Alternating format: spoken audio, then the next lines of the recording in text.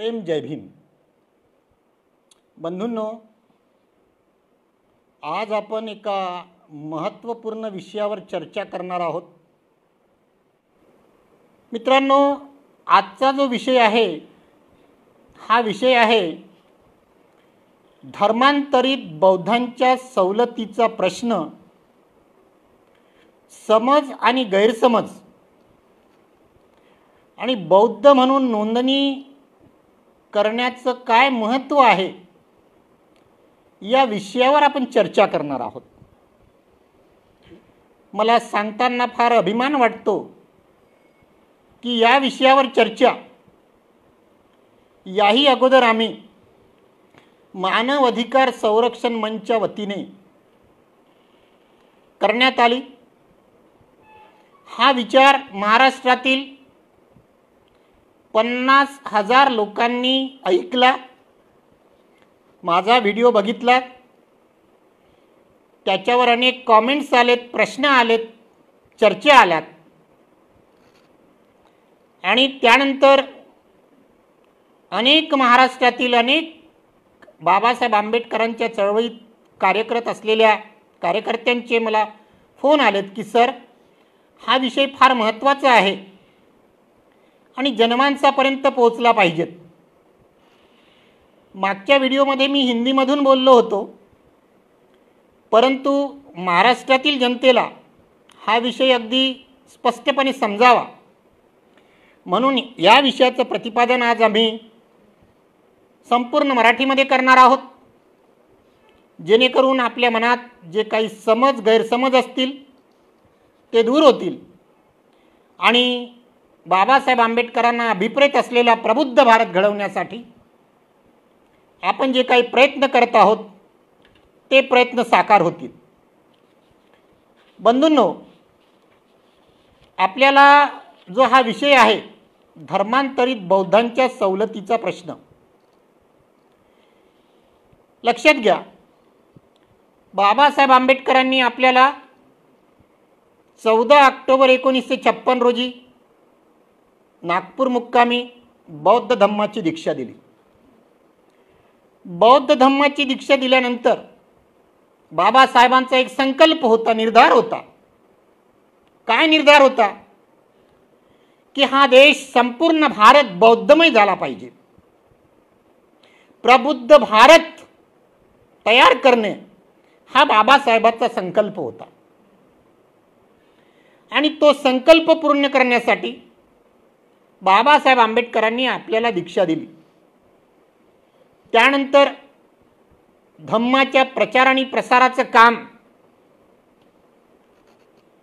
ज्या भिक्षू संघाकडे बाबासाहेब आंबेडकरांनी सोपवलं होतं, त्या भिक्षू संघाने आजपर्यंत काय केलं याचा इतिहास आपल्या डोळ्यासमोर आहे। त्यानंतर धम्म चळवळीचं काम पुढे रेटण्यासाठी बाबासाहेब आंबेडकरांनी भारतीय बौद्ध महासभेची स्थापना केली। त्यानंतर भारतीय बौद्ध महासभेनेही जेवढं त्यांना जमते तेवढं काम केलं, परंतु अपेक्षित असलेलं कार्य, जे बाबासाहेब आंबेडकरांना अपेक्षित असलेलं कार्य अजूनपर्यंत कोणीही केलेलं नाही आणि ते पूर्ण झालेलं नाही हे आपल्यात पाहावयास दिसते। संपूर्ण भारत आपल्याला बौद्ध करायचं आहे, संपूर्ण भारत प्रबुद्ध करायचं आहे, हे बाबासाहेबांच्या चळवळीचे ध्येय होतं। Politics was the mean. Babasaheb political power फक्त सत्तेसाठी बाबासाहेबांना हवा नव्हता, तर संपूर्ण भारतामध्ये न्याय, समता, स्वातंत्र्य आणि बंधुत्व कसं निर्माण करता येईल त्यासाठी भारतामध्ये बौद्ध धम्माची फार मोठी आवश्यकता होती। तसे अनेक धम्म होते। बाबासाहेब आंबेडकरांनी भारतातील सर्व धर्माचा अभ्यास केला। ख्रिश्चन लोक बाबासाहेबांकडे गेले की बाबासाहेब तुम्ही ख्रिश्चन धर्म स्वीकारा, तुम्हाला काय पाहिजे ते आम्ही देऊ। मुस्लिम लोक बाबासाहेबांकडे गेले, म्हणाले बाबासाहेब तुम्ही मुस्लिम धर्म स्वीकारा, तुम्हाला काय पाहिजे ते आम्ही देऊ। शीख धर्माचे लोक बाबासाहेबांकडे गेले, बाबासाहेबाला त्यांनी विनंती केली, बाबासाहेब तुम्हाला काय पाहिजे ते आम्ही देऊ। बाबासाहेबांनी सगळ्यांचं म्हणणं ऐकून घेतलं, अगदी शांतपणे ऐकून घेतलं आणि बाबासाहेबांनी सगळ्यांना एकच उत्तर दिलं, जगाच्या पाठीवर जर न्याय, समता, स्वातंत्र्य आणि बंधुत्व या तत्वाचं पालन करणारा जर कोणता धम्म असेल तर तो फक्त तथागत भगवान गौतम बुद्धाचाच धम्म आहे. दुसरे कारण असं बाबासाहेबांनी सांगितलं बौद्ध धम्म घेण्याच्या संदर्भात, बौद्ध धम्म हा खरा विज्ञानवादी धम्म आहे. हा तुमच्या मानसिकतेवर किंवा कल्पनेवर आधारलेला नाही आहे, तर तो संपूर्णपणे विज्ञानसंगत आहे. विज्ञानावर आधारित जर या देशामध्ये, या जगामध्ये जर कोणता धम्म असेल तर तो फक्त बौद्ध धम्म आहे. आणि म्हणूनच मी बौद्ध धम्माचा स्वीकार केलेला आहे. बौद्ध धम्माचा स्वीकार करताना बाबासाहेब आंबेडकरांना या देशातील प्रत्येक माणसाला माणुसकीचं जीवन कसं मिळेल, समता कशी प्रस्थापित होईल, न्याय कसा मिळेल, हा एकच उद्देश बाबासाहेब आंबेडकरांच्या डोळ्यासमोर होता.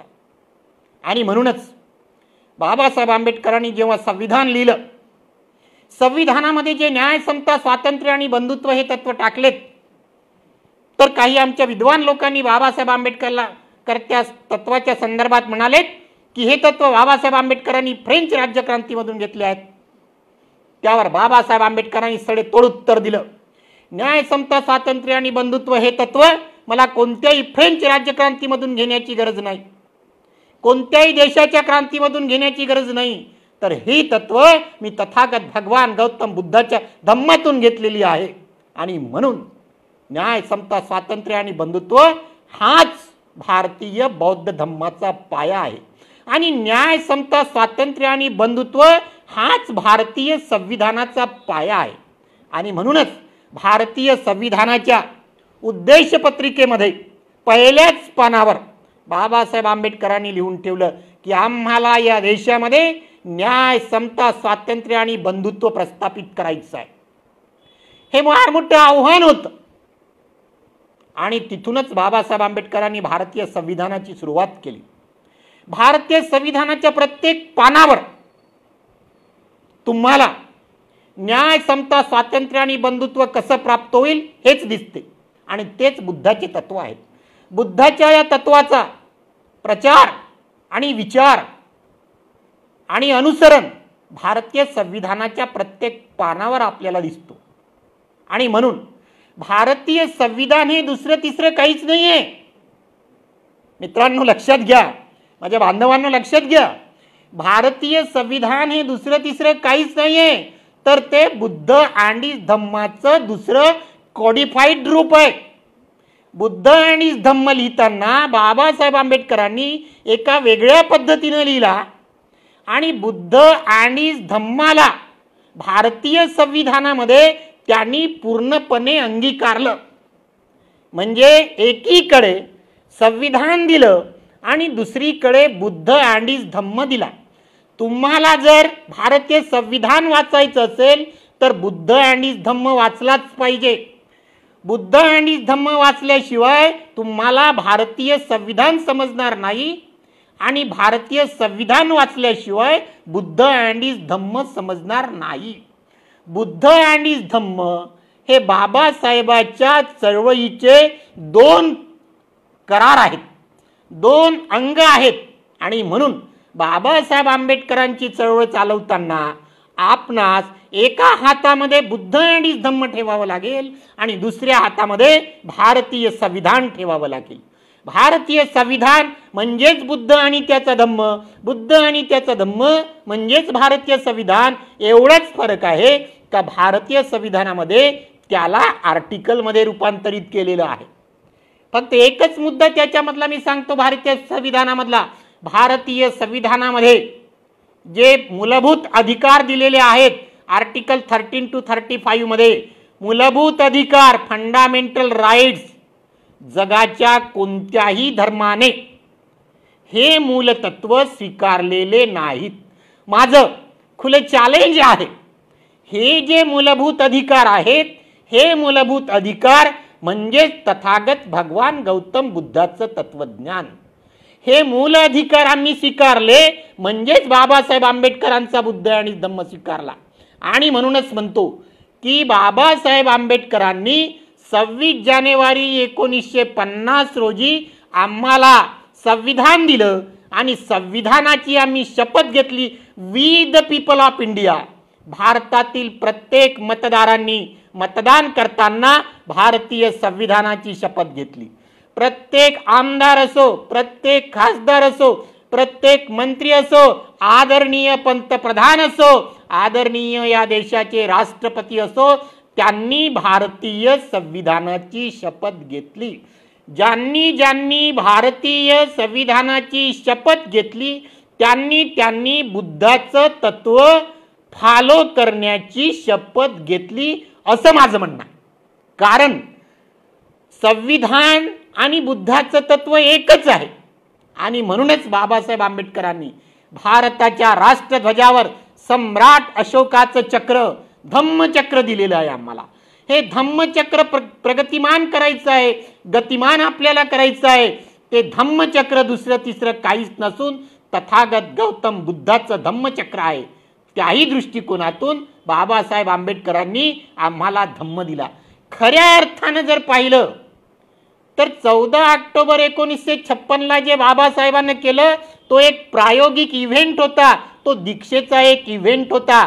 पण खऱ्या अर्थानं तात्विक दृष्टिकोनातून 26 जानेवारी 1950 रोजी जेव्हा बाबासाहेब आंबेडकरांनी भारताचं संविधान या देशाचे राष्ट्रपतीला सुपूर्द केलं, त्याच दिवशी हा देश भारत प्रबुद्ध झाला आणि त्याच दिवशी भारत प्रबुद्ध झाला. आणि म्हणून आम्हाला हे म्हणायचं आहे की 26 जानेवारी 1950 पासूनच हा देश प्रबुद्ध झाला. फक्त तो अनाऊन्स करण्यात आलेला नाही, त्याचं डिक्लेरेशन करण्यात आलेलं नाही. त्याचे अनेक कारणं आहेत. त्याचे अनेक कारणं जेव्हा तुम्ही बाबासाहेब आंबेडकरांच्या चळवळीचा अभ्यास कराल, त्याचे अनेक कारणं आहे जेव्हा तुम्ही संविधानाचा अभ्यास कराल तेव्हा आपल्या लक्षात येईल. आणि म्हणून बाबासाहेब आंबेडकरांनी आपल्याला 2 मंत्र सांगितले. बाबासाहेब आंबेडकरांना प्रबुद्ध भारत निर्माण करायचा होता आणि प्रबुद्ध भारत निर्माण करण्यासाठी तुम्हाला या देशाची सर्वोच्च सत्ता काबीज करायची होती. सर्वोच्च सत्ता काबीज झाल्याशिवाय आम्हाला भारत हे प्रबुद्ध भारत करता येणार नाही. आणि म्हणूनच एकीकडे बाबासाहेब आंबेडकरांनी आपल्या चळवळीतील आपल्या सर्व कार्यकर्त्यांना उपदेश दिला की जा आणि तुम्ही आपल्या घराच्या भिंतीवर लिहून ठेवा की तुम्हाला या देशाची राज्यकर्ती जमात बनायची आहे. बाबासाहेब आंबेडकरांना माहीत होतं की ज्या दिवशी या देशातील दलित समाज, या देशातील बहुजन समाज, शोषित समाज या देशाची राज्यकर्ती जमात बनेल, त्या दिवशी त्यांना संविधानातलं बुद्धाचं तत्व त्यांच्या डोक्यात येईल आणि त्या दिवशी भारत कसं प्रबुद्ध राष्ट्र आहे हे जग जाहीर होईल. आता आपण येऊ आपल्या मूळ प्रश्नाकडे. मित्रांनो, 26 जानेवारी 1950 रोजी भारताचं संविधान लागू झालं. जेव्हा भारताचं संविधान लागू झालं तेव्हा या देशात जेवढ्या काही सामाजिक स्तरावर जाती होत्या त्या जातीचं वर्गीकरण झालं.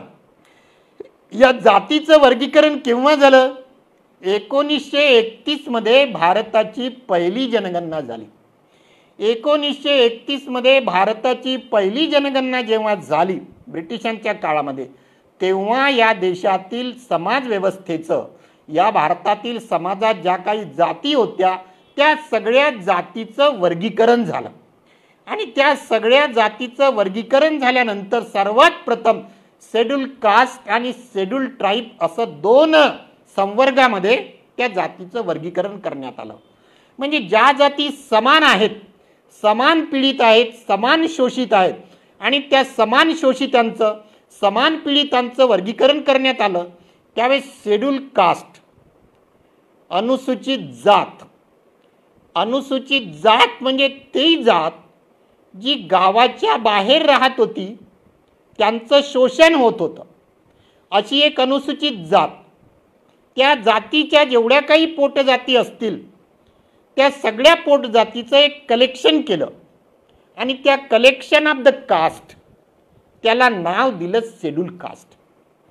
आणि ज्या जाती जंगलात राहत होत्या, ज्या जाती गावाच्या बाहेर राहत होत्या, त्यांचा गावाशी काहीच प्रत्यक्ष संबंध नव्हता, त्या जातींना नाव दिलं शेड्यूल ट्राईब. शेड्यूल कास्ट हा एक जातीचा संवर्ग आहे. शेड्यूल ट्राईब हा सुद्धा एका जमातीचा संवर्ग आहे. आणि म्हणून schedule caste is a collective noun. ते कलेक्टिव्ह नाऊन आहे, त्याला शेड्यूल कास्ट म्हणतात. आणि त्याच्यामध्ये प्रत्येक राज्यामध्ये त्या त्या जातीचा समावेश करण्यात आला. महाराष्ट्रामध्ये वेगळ्या जाती आहेत, मध्य प्रदेशमध्ये वेगळ्या जाती आहेत, पंजाबमध्ये वेगळ्या जाती आहेत, उत्तर प्रदेशमध्ये वेगळ्या जाती आहेत. प्रत्येक राज्याच्या जातीची लिस्ट अलग अलग आहे. आमचे काही मित्र असे म्हणतात की संपूर्ण भारतामध्ये शेड्यूल कास्ट किती आहेत. संपूर्ण भारतातले शेड्यूल कास्ट म्हणजेच प्रत्येक स्टेटच्या शेड्यूल कास्टची गिनती मिळून संपूर्ण भारताची होते. भारताची एक अलग अशी लिस्ट नाही, प्रत्येक राज्याची वेगवेगळी लिस्ट आहे. कारण असं असते की स्टेट गव्हर्नमेंट हे लोकल गव्हर्नमेंट असते. स्टेट गव्हर्नमेंटला त्या राज्यामध्ये कोणत्या प्रांतामध्ये किती जाती आहेत या शोधून काढायच्या असतात. तो ठराव राज्याच्या विधानसभेमध्ये पास करायचा आणि त्याचं केंद्र सरकारला रिकमेंडेशन करायचं. नंतर केंद्र सरकार त्या जाती शेड्यूल कास्टच्या असतील तर त्या शेड्यूल कास्टमध्ये टाकतील, शेड्यूल ट्राईबच्या असतील तर त्या शेड्यूल ट्राईबमध्ये जातील.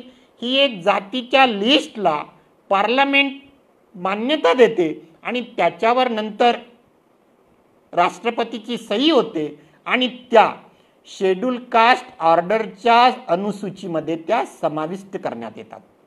ही आहे त्याची एक पद्धत असते ती कस करायची. आता प्रश्न हा आहे की बाबासाहेब आंबेडकरांनी 14 ऑक्टोबर 1956 रोजी बौद्ध धम्माची दीक्षा घेतली. 1931च्या जनगणनेमध्ये 1931 पासून तर 1950 पर्यंत बौद्ध या जातीचा किंवा धर्माचा कुठेही उल्लेख नव्हता.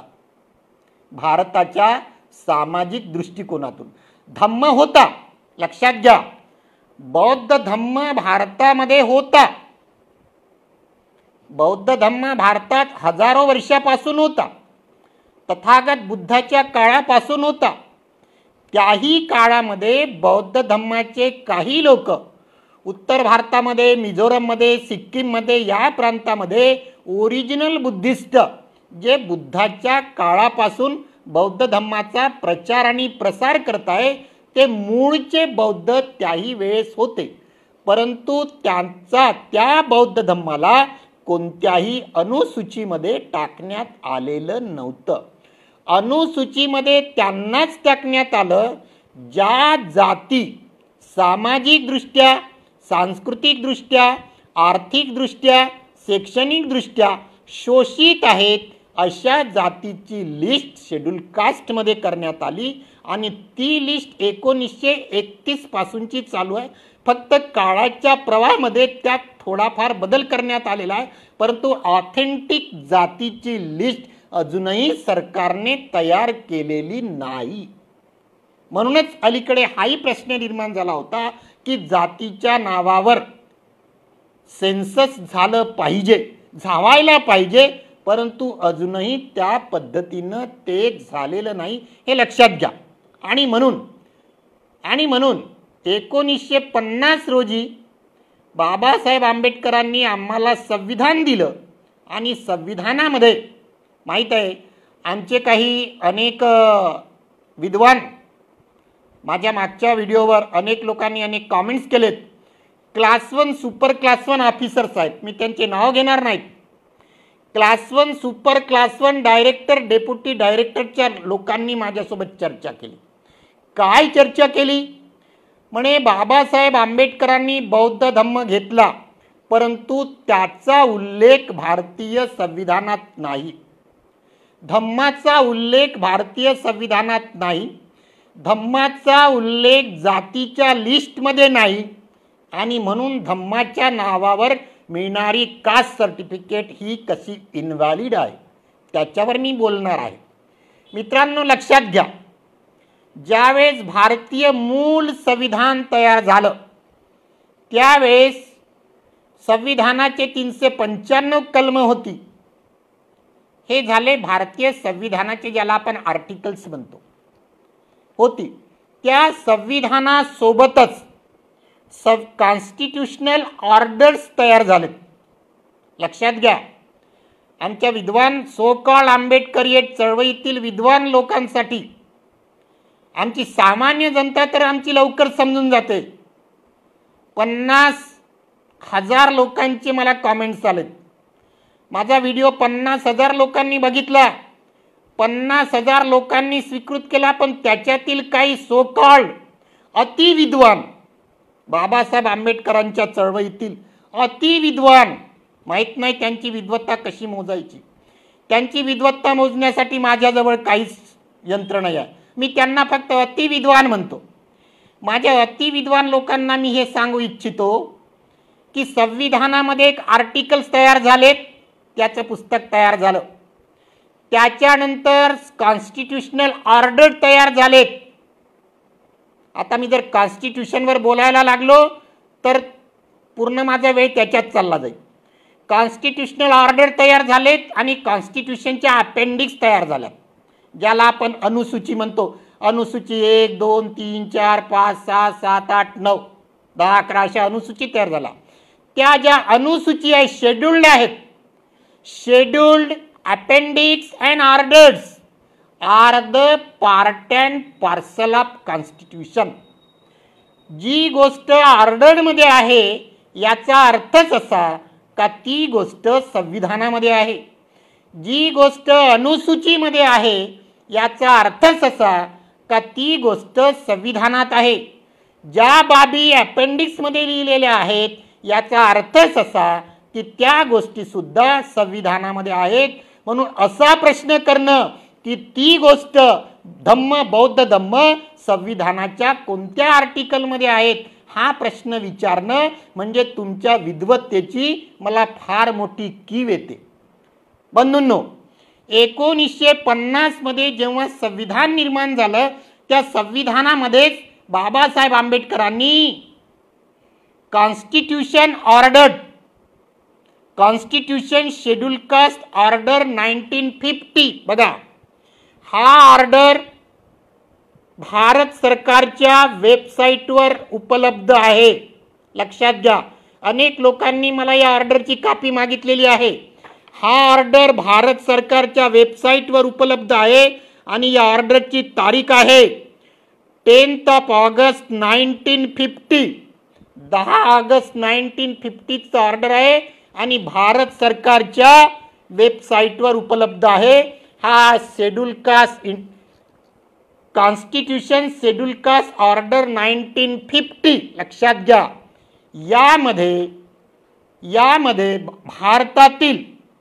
यामध्ये भारतातील हिंदू आणि शीख, ज्यांचा धर्म हिंदू आणि शीख आहेत आणि त्याच्यामध्ये जे शेड्यूल कास्टच्या जाती आहेत त्यांना शेड्यूल कास्टमध्ये समाविष्ट करण्यात आलं होतं. फक्त 50च्या ऑर्डरमध्ये ज्या शेड्यूल कास्टच्या जाती आणि त्यांचा धर्म शीख आणि हिंदू आहे, शेड्यूल कास्ट आहेत पण शीख आणि हिंदू आहेत, त्यांना शेड्यूल कास्टच्या लिस्टमध्ये समाविष्ट करण्यात आलं. आणि प्रत्येक राज्याची लिस्ट, स्टेट वाईज लिस्ट, ही पूर्ण स्टेट वाईज लिस्ट आहे. पूर्ण भारताची स्टेट वाईज शेड्यूल कास्ट आणि शेड्यूल ट्राईबची लिस्ट जाहीर केली. त्यामध्ये तेव्हा महाराष्ट्र हा प्रांत नव्हता, त्यावेळेस बॉम्बे प्रांत होता आणि त्यामध्ये शेड्यूल कास्टची लिस्ट जेव्हा जाहीर झाली त्यावेळेस एकूण 36 जाती होत्या. एकूण 36 जाती होत्या शेड्यूल कास्टमध्ये आणि महाराष्ट्रातली जे सर्वात मोठी जात आहे शेड्यूल कास्टची, ती जी महार आहे ती 22व्या नंबरवर होती. लक्षात घ्या, हा मुद्दा नंतर फार महत्त्वाचा ठरणार आहे. At the time of schedule caste order 90, Mahar was at serial number 22. विद्वानांनो लक्षात घ्या, त्यावेळेस हा महाराष्ट्रातली जात 22 नंबरवर होती.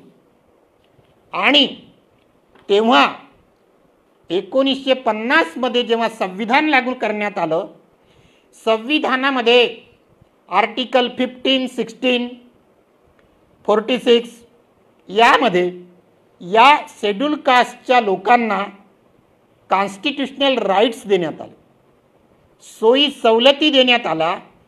त्या फक्त शेड्यूल कास्टच्या लोकांसाठी होत्या, शेड्यूल कास्टच्या. परंतु कोणते शेड्यूल कास्ट? ज्यांचा धर्म हिंदू किंवा शीख आहे. दुसऱ्या धर्मातील लोकांना शेड्यूल कास्टच्या सवलती 1950 मध्ये देण्यात आलेल्या नव्हत्या. हा मुद्दा अत्यंत बारीकमध्ये समजून घ्या मित्रांनो. आणि शेड्यूल कास्टची लिस्ट सुद्धा जाहीर करण्यात आली होती 1950 मध्ये. म्हणजे त्या शेड्यूल कास्टच्या लिस्टमध्ये तुमची जात असणं आवश्यक आहे. मग ती महार असो, मांग असो, चांभार असो, ज्या काही सगळ्या जाती असतील त्या असणं फार महत्त्वाचं आहे. त्याच्यानंतर या ज्या सोयी सवलती होत्या फक्त शेड्यूल कास्टच्या लोकांना होत्या. बौद्धांना 1950 मध्ये कोणत्याही कॉन्स्टिट्यूशनल राईट्स नव्हते. 1950 मधची गोष्ट सांगतो. त्याच्यानंतर तुम्हाला माहीतच असेल, संविधान 1950 मध्ये सादर केल्यानंतर 1951 मध्येच जेव्हा रिझर्वेशनची एक केस मद्रास न्यायालयानं या सवलतीचा प्रश्न नाकारला शेड्यूल कास्टच्या, तेव्हा बाबासाहेब जिवंत होते. तेव्हा पहिलं अमेंडमेंट बाबासाहेबांनी स्वतः असताना त्यावेळेस करवून घेतलं. आणि त्यावेळेस बाबासाहेब आंबेडकरांनी रिझर्वेशन हा कसा आमचा हक्क आहे ते संविधान सभेमध्ये आणि पार्लमेंटमध्ये निक्षून लोकांना सांगितलं. परंतु त्याही वेळेस बाबासाहेब जिवंत असताना सुद्धा फक्त शेड्यूल कास्टच्या लोकांना सुद्धा अधिकार नाकारण्यात येत होते. परंतु बाबासाहेब आपल्या विचारावर स्ट्रॉंग होते, कायदे पंडित होते, त्यांच्या समोर सगळेच्या सगळे लोक नतमस्तक होत होते.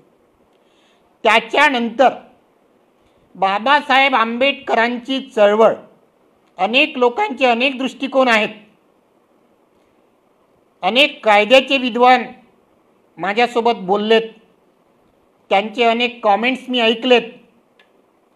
ते सुद्धा कुठे थोडेफार कन्फ्युजन झालेत असं मला वाटतं. अर्थात मी सगळ्यांचा सन्मान करतो, ते सगळे विद्वान साथी आहेत.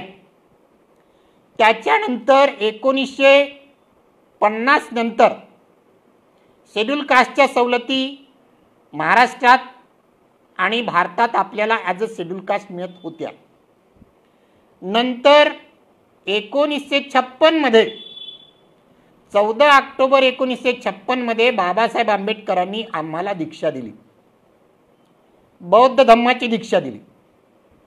बौद्ध धम्माची दीक्षा दिल्यानंतर बाबासाहेबांसमोर सुद्धा अनेक आपल्या लोकांनी हा प्रश्न निर्माण केला की आम्ही आतापर्यंत महार होतो म्हणून शेड्यूल कास्टमध्ये येत होतो, आता आम्ही बौद्ध झालो. मग आता जर आम्ही बौद्ध झालो तर आम्हाला या सोयी सवलती मिळतील का? आमच्या सोयी सवलतीचं काय होणार? अर्थात सामान्य लोकांच्या भावना बरोबर आहेत, कारण त्यांना इतकं ज्ञान, इतकं अंडरस्टँडिंग कदाचित त्यावेळी नसेलही. त्यावेळी बाबासाहेबांनी जे उत्तर दिलं ते उत्तर आपल्या सर्वांना माहीतच आहे की तुम्ही घाबरू नका, तुमच्या सगळ्या सोयी सवलती माझ्या कोटाच्या खिशात आहेत. आता कोटाच्या खिशात आहेत याचा अर्थ अनेक विद्वान अनेक पद्धतीने लावतात. आता त्यांनी माझ्या कोटाच्या खिशात आहेत याचा अर्थ कोणी कसा लावला त्या वादात मी पडत नाही. पण माझ्या मते बाबासाहेब आंबेडकर म्हणतात की या सगळ्या सोयी सवलती माझ्या कोटाच्या खिशात आहेत. तो कोट म्हणजे दुसऱ्या तिसऱ्या कोणत्याही निळ्या रंगाचा, पांढऱ्या रंगाचा, काळ्या रंगाचा, लाल रंगाचा तो कोट नव्हता, तर तो कोट होता काळ्या रंगाचा कोट. तो कोट होता एका बॅरिस्टरचा कोट. तो कोट होता एका कायदे पंडिताचा कोट. म्हणजे त्या कायदे पंडिताच्या कोटाच्या खिशात. म्हणजे बाबासाहेबाला हे म्हणायचं होतं की तुम्ही घाबरू नका, तुमचे अधिकार तुम्हाला मिळवून देण्याची पूर्ण कॅपॅसिटी माझ्यामध्ये आहे. तेवढं पांडित्य, तेवढं कायद्याचं नॉलेज माझ्यामध्ये आहे. हा कोट मी घातलेला आहे. हा कोट काही साधासुद्धा कोट नाही, जगपंडिताचा कोट होता. विश्वविख्यात लॉयर, विश्वविख्यात बॅरिस्टरचा कोट होता. आणि म्हणून तुमच्या सवलती मी मिळवून देईल कायद्याच्या जोरावर, संविधानाच्या जोरावर. तुम्ही घाबरू नका, माझ्या कोटाच्या खिशात आहेत. कारण बाबासाहेबांमध्ये ते कौशल्य होतं. आजकालचे अनेक आमचे विद्वान काळे कोट घालतात. मग असा एखादी काळा कोट घालणारा विद्वान का म्हणत नाही की अरे घाबरू नको, ये माझ्याकडे, तुझ्या सवलती मी मिळवून देतो. असा आज काळा कोट घालणारा आमचा बांधव आजही तयार आहे. आम्ही तयार आहोत तुमच्या सवलती मिळवून देण्यासाठी. आमच्या सगळ्या काळ्या कोटधारी माझ्या बांधवांना विनंती आहे की या समाजाचे हे जे काही प्रश्न असतील, बौद्ध म्हणून त्यांना जे प्रश्न नाकारले जात असतील, ते सगळेच्या सगळे प्रश्न हा कोट आम्हाला बाबासाहेबांमुळे मिळाला. आणि बाबासाहेबांच्या कोटामध्ये त्या सवलती होत्या, त्याच बाबासाहेबांनी आपल्या कोटामध्ये लिहिलेलं आहे. म्हणजे आता ते कार्य आपल्याला करायचं आहे. मित्रांनो, आपलं दुर्भाग्य 14 ऑक्टोबर 1956ला बाबासाहेबांनी दीक्षा दिली. आपलं दुर्भाग्य की बाबासाहेब आपल्यामध्ये नंतर जास्त काळ राहिले नाहीत. 2 महिन्यात बाबासाहेब आपल्यामधून निघून गेलेत. आणि त्या इश्यूवर, त्या प्रश्नावर बाबासाहेबाला आपली बाजू प्रखरपणे नंतर संसदेमध्ये किंवा हायकोर्टामध्ये किंवा सुप्रीम कोर्टामध्ये मांडता आली नाही. हे आपलं दुर्भाग्य आहे. पण त्याच्यानंतर ती जबाबदारी आपली आहे ना, माझ्यासारखा काळ्या कोट घालणाऱ्यांची आहे की तुमच्या ज्या सोयी सवलती आहेत त्या आम्ही मिळवून देऊ. मित्रांनो, 1956 नंतर या देशामध्ये शेड्यूल कास्टच्या लोकांना सवलती मिळत होत्या, परंतु बौद्धांना, नवबौद्धांना 14 ऑक्टोबरला जे आपण दीक्षा घेतली, बघा, सत्य नाकारायचं नसते, जे आहोत ते स्वीकारायचं. मित्रांनो, म्हणजेच आपण कन्व्हर्टेड बुद्धिस्ट झालो, नवबौद्ध झालो. काही लोकांना नवबौद्ध कसं म्हणायचं हे कुठे लिहायची गरज नाही आहे, परंतु समजायची गरज आहे, समजण्याची गरज आहे. त्या नवबौद्धावर सुद्धा मी पुढे बोलणार आहे. आणि म्हणून बौद्धांना महाराष्ट्रात सुद्धा सवलती नव्हत्या 56 ते 60च्या काळामध्ये. जरी 56 मध्ये आपण बौद्ध धम्म घेतला, बाबासाहेब तर निघून गेले. शेड्यूल कास्टच्या लोकांना, महार मातंगांना सवलती होत्या, पण बौद्धांना महाराष्ट्रात सुद्धा सवलती नव्हत्या. परंतु त्यावेळेस बाबासाहेब आंबेडकर नुकतेच आपल्यातून गेलेत, परंतु बाबासाहेबाची चळवळ त्यावेळेस फार स्ट्रॉंग होती. कारण बाबासाहेबांसोबत ज्या ज्या लोकांनी, कार्यकर्त्यांनी काम केलं, मग त्यावेळेस भारतीय बौद्ध महासभेचे कार्यकर्ते असोत, नंतर रिपब्लिकन पार्टीचे कार्यकर्ते असोत, समता सैनिक दलाचे कार्यकर्ते असोत, बौद्धांना सवलती मिळाल्या पाहिजेत, महाराष्ट्रातही मिळाल्या पाहिजेत आणि भारतातही मिळाल्या पाहिजेत. हा संघर्ष 56 पासूनच सुरू झाला. संघर्ष सुरू झाला, त्यात काही दुमत नाही. या संघर्षामुळे महाराष्ट्र सरकारने 1960 मध्ये एक GR पास केला. सगळे GR माझ्याकडे आहेत. अनेक लोक कन्फ्यूज करतात. 60चा GR जो आहे, जे शेड्यूल कास्टचे लोक आहेत, ज्यांनी बौद्ध धर्म स्वीकारला, जे नवबुद्धिस्ट झालेत, त्यांना नवबौद्ध म्हणून महाराष्ट्रात सर्टिफिकेट मिळायला सुरू झालं. केव्हापासून? 60 पासून. 56 ते 60 पर्यंत बौद्धांना सवलती नव्हत्या. लक्षात घ्या, शेड्यूल कास्टच्या लोकांना होत्या, बौद्धांना सवलती नव्हत्या. अनेक संघर्षानंतर महाराष्ट्र सरकारचा GR आहे, महाराष्ट्र सरकारचा GR आहे, त्या GR नुसार महाराष्ट्र सरकारचा 1960चा जे 6 जुलै 1960चा GR आहे. बघा, महाराष्ट्र सरकारचा 6 जुलै 1960चा GR आहे. यानुसार महाराष्ट्रातील बौद्धांना नवबौद्ध म्हणून सर्टिफिकेट मिळत होतं. हे झाले महाराष्ट्रातली गोष्ट. परंतु 60च्या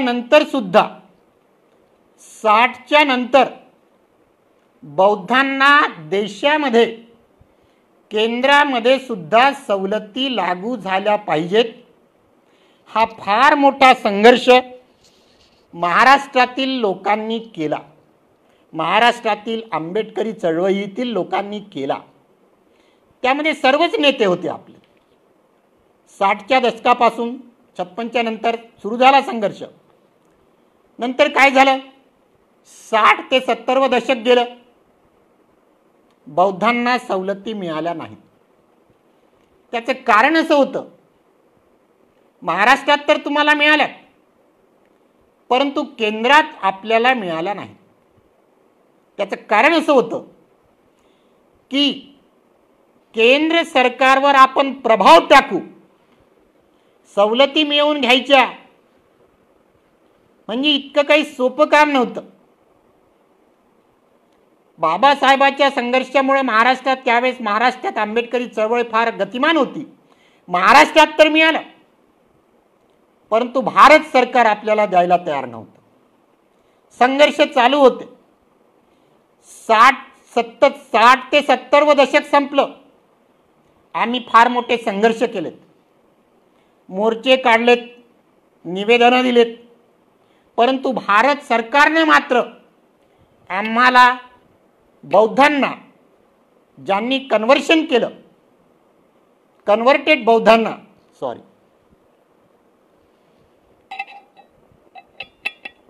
सवलती देणं नाकारलं.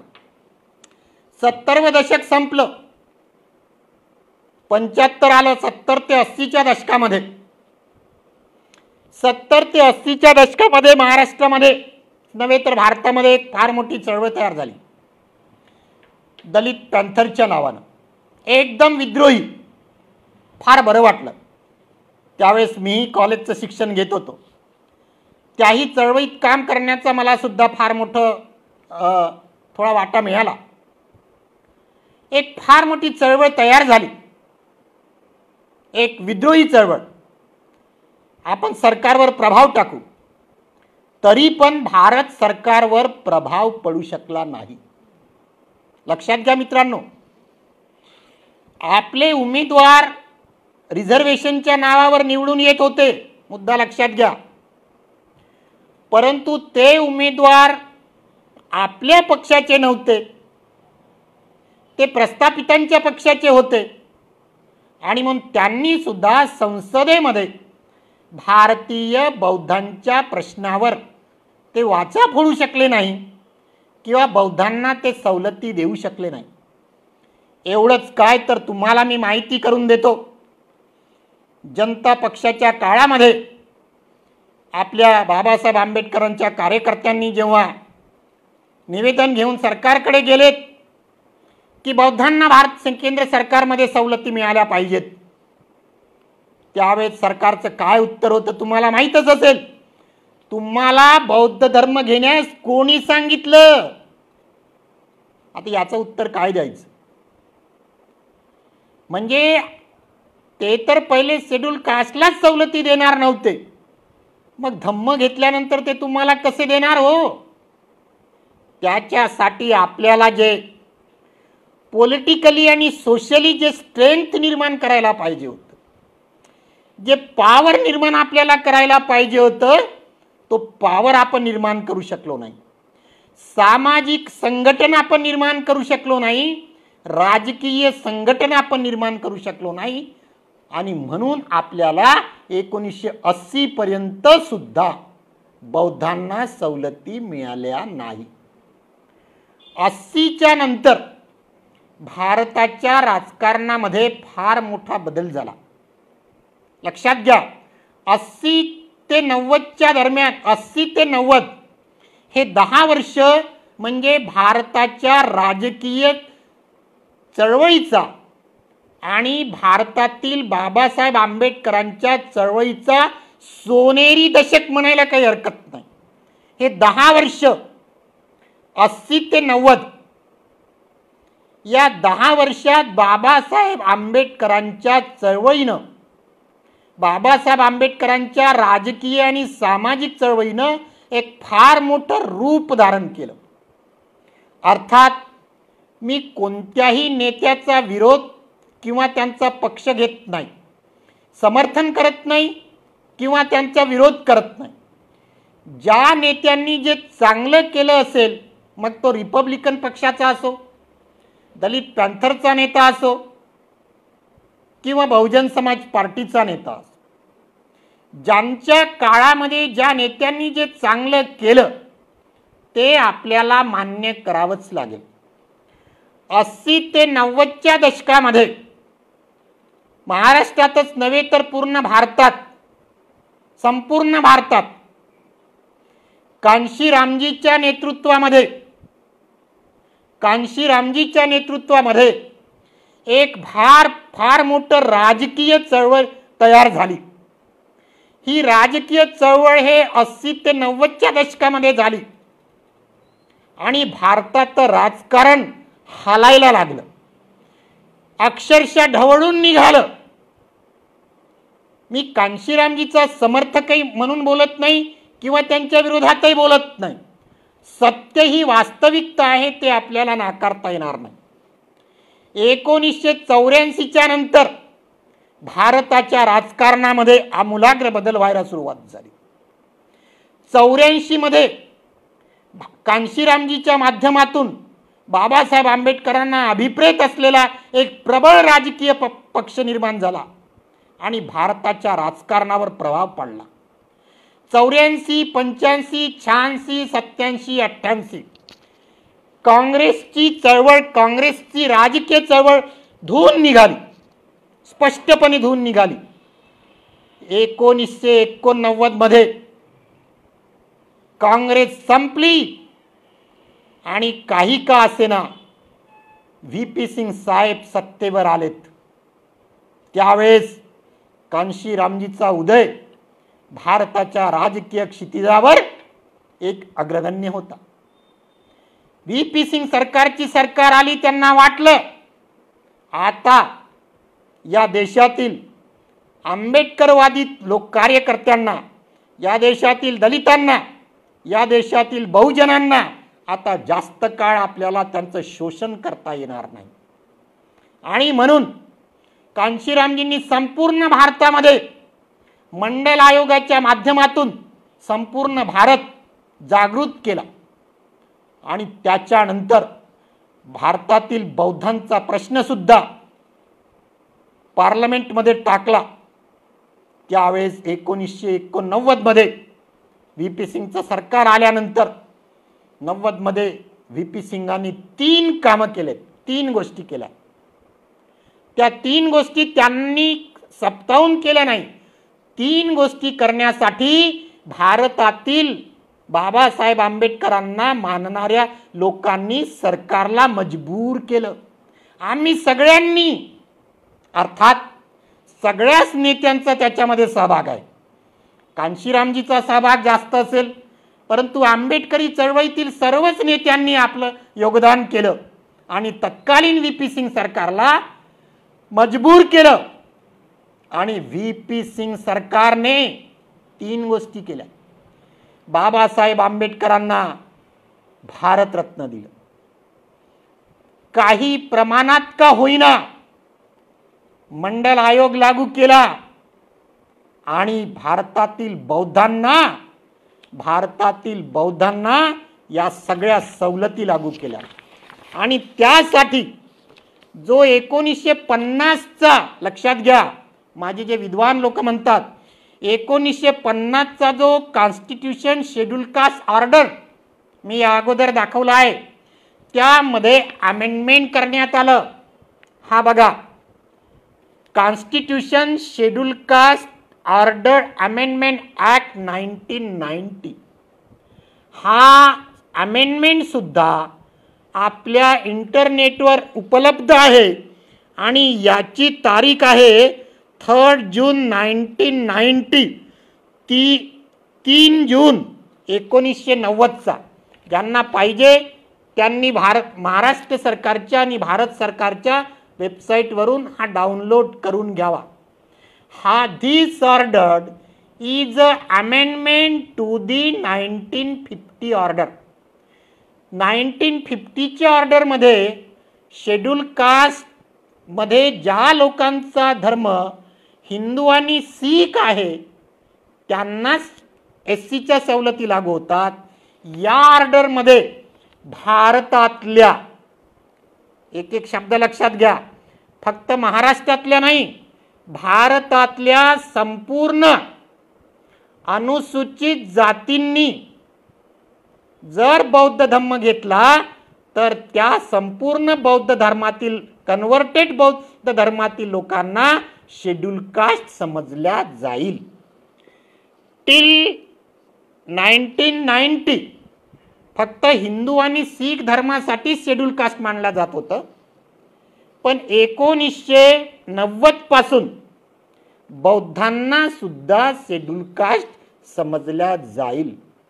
बुद्धिस्ट, याच्यामध्ये शीख आणि हिंदू सोबत बुद्धिस्ट हा शब्द सुद्धा इन्क्लूड करण्यात आला.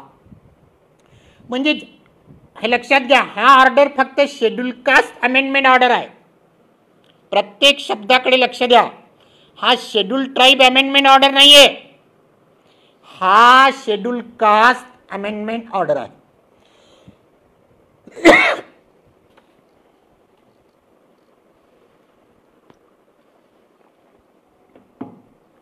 आणि तेव्हापासून भारतातील बौद्धांना शेड्यूल कास्टच्या सर्वच सवलती लागू झाल्या.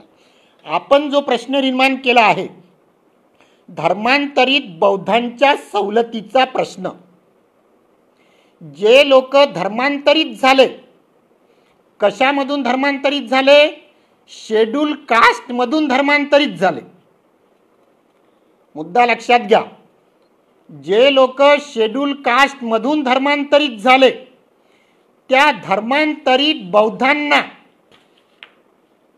शेड्यूल कास्टच्या संपूर्ण सवलती लागू झाल्या. याच्यानंतर अनेक कन्फ्युजन्स निर्माण झालेत. भारत सरकारने सगळेच्या सगळे कन्फ्युजन्स दूर केलेत. यामध्ये स्पष्ट लिहिलेलं आहे की Sikh and Buddhist region shall be deemed to be a member of scheduled caste. Means those who converted from the scheduled caste to the Buddhist, they are deemed to be the scheduled caste. ज्या आमच्या मित्रांचं जे शंका आहे की धर्मांतरित बौद्धांच्या सवलतीचा प्रश्न, सगळ्यात प्रश्न आहे की ओरिजिनल बुद्धिस्ट नाही आहे, धर्मांतरित बुद्धिस्ट. बुद्धिस्ट 2 प्रकारचे आहेत, लक्षात घ्या. जे ओरिजिनल बुद्धिस्ट, परंतु आपण जे आहोत, आमचे अनेक लोक काही म्हणतात आम्ही पहिले बुद्धिस्ट होतो. हा त्यांच्या तत्वज्ञानाचा भाग आहे, त्याच्यावरही बरंच बोलल्या जाऊ शकते. आज फक्त आपण आपल्या सवलतीचा आणि समाजाचा भलं कशामध्ये आहे, त्यांचा फायदा कशामध्ये आहे, याकडे जास्त लक्ष देणार आहोत. आणि म्हणून Buddhist are deemed to be schedule caste हा 1990चा GR आहे आणि त्याच्यानंतर त्याच्यावर आलेले सगळेच्या सगळे क्लरिफिकेशन आहेत. मित्रांनो लक्षात घ्या, मी या अगोदर तुम्हाला सांगितलं की सुरुवातीला 1950च्या ऑर्डरमध्ये महाराष्ट्रातली महार जात 22 नंबरवर होती, परंतु आज 2020 मध्ये महाराष्ट्रामध्ये एकूण 59 जाती आहेत शेड्यूल कास्टमध्ये. या 59 जातीमध्ये महार ही 37 नंबरवर आहे. माझ्या एका विद्वान मित्राच्या प्रश्नाचं मी उत्तरही देणार आहोत. सुपर क्लास 1 ऑफिसर रिटायर्ड झालेत. रिटायर्ड नोकरीत असेपर्यंत त्यांना काहीच नाही दिसलं. नोकरीत असेपर्यंत फक्त महिन्याचा पगार, गाडी माडी, आपल्या पत्नीसाठी भारी साडी एवढ्यातच ते मग्न राहिलेत आणि आता रिटायर्ड झालेत. रिटायर्ड झाल्यावर त्यांना काम नाही म्हणून बिनकामाचे प्रश्न ते उपस्थित करतात. त्यांचेही उत्तर मी देणार आहोत आमच्या रिटायर्ड अधिकाऱ्यांचे.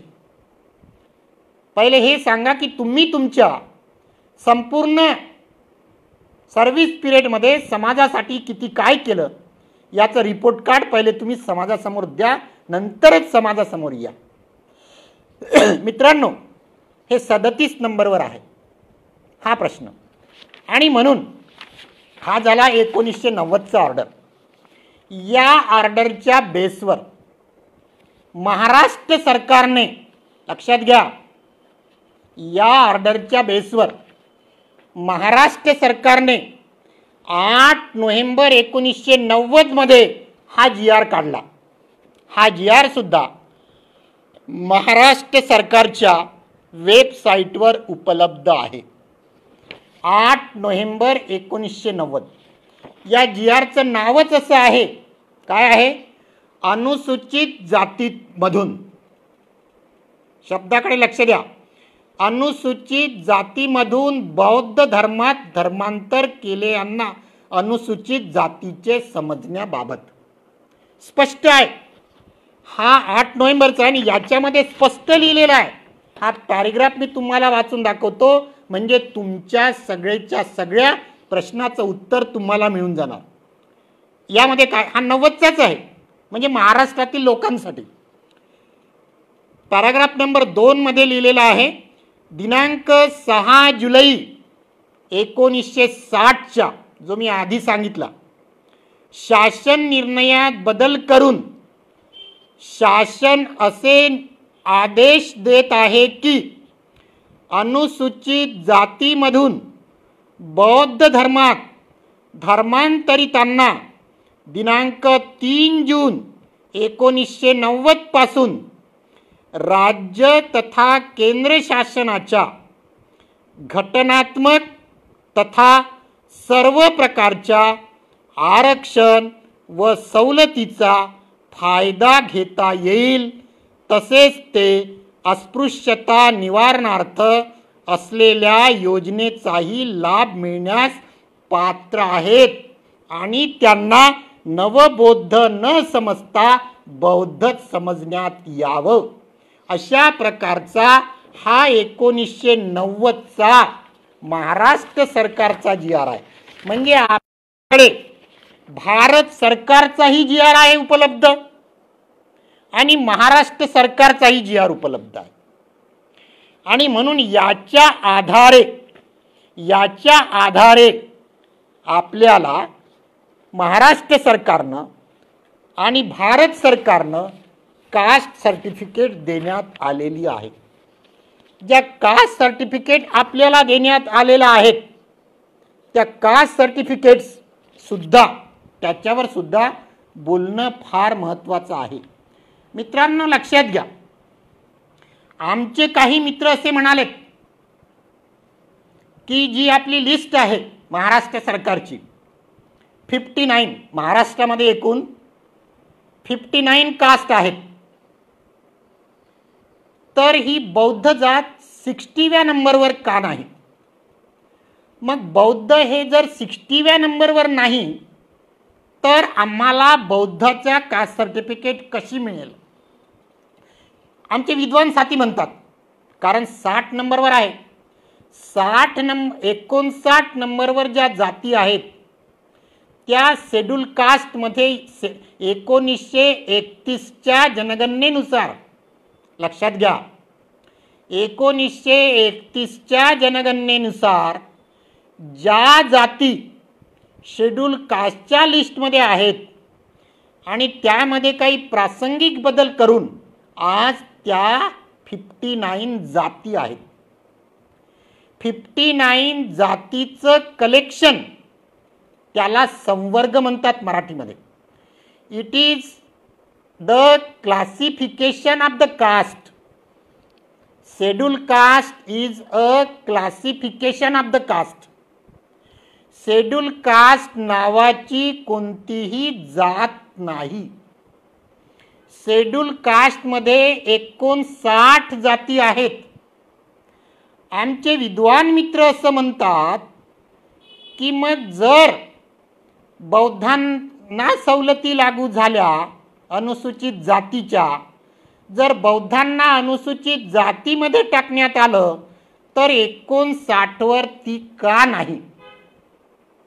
याचं उत्तर मी तुम्हाला अगदी स्पष्टपणे देतो आणि आमच्या विद्वान मित्रांची कीव करतो. त्यांचं अंडरस्टँडिंग, त्यांची विद्वत्ता, त्यांचं इंटरप्रिटेशन आणि त्यांचं जस्टिफिकेशन. मित्रांनो लक्षात घ्या, बौद्ध हा एक धम्म आहे. 59 जे लिस्ट आहे त्या जाती आहेत.